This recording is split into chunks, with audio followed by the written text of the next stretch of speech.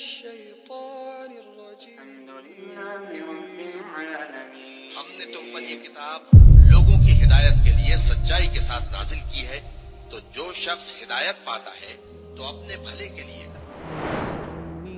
فرمایا کہ اللہ رب العالمین کی رسی کو مضبوطی سے تھام لو اور فرقہ واریت نہ کرو۔ اصل جو مقصود قرآنی ہے وہ ہے اس قرآن مجید کو سمجھ کر اس کو عملی طور پہ اپنے اوپر نافذ کرنا۔ نزلت بالوحی من الرحمن۔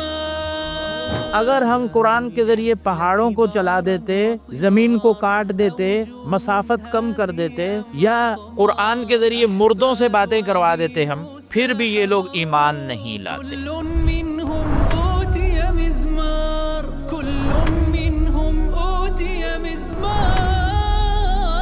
فهدى الله الذين آمنوا لما اختلفوا فيه من الحق بإذنه واللہ یہدی من یشاء الی صراط مستقیم۔ ہدایت اللہ تعالیٰ سب کو نہیں دیتا، ہدایت اللہ رب العالمین جسے چاہتا ہے اللہ رب العالمین ہدایت دیتا ہے، جسے چاہتا ہے اللہ رب العالمین ہدایت نہیں دیتا۔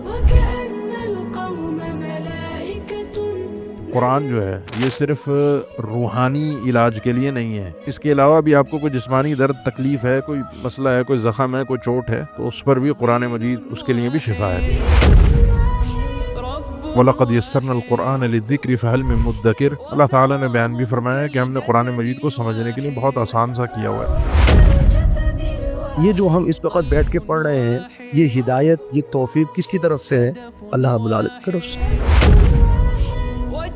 جو لوگ ایمان لائے وَتَطْمَئِنُّ قُلُوبُهُمْ بِذِكْرِ اللَّهِ، ان کے دلوں کو اللہ کی یاد سے سکون ملتا ہے۔ کتابوں کے شروع میں لکھا ہوتا ہے، جب انسان کوئی بھی کتاب لکھتا ہے نا تو اعتذار کرتا ہے، اس میں کوئی کمی کوتاہی ہو، کوئی غلطی ہوتی ہے، انسان ہے۔ اللہ کی کتاب ہے، آغاز ہے، کوئی شک کوئی غلطی ہے ہی نہیں، ڈھونڈنے بھی نکلو گے نہیں ملے گی۔ وكأن القوم ملائكة نزلت بالوحي من الرحمن، نزلت بالوحي من الرحمن۔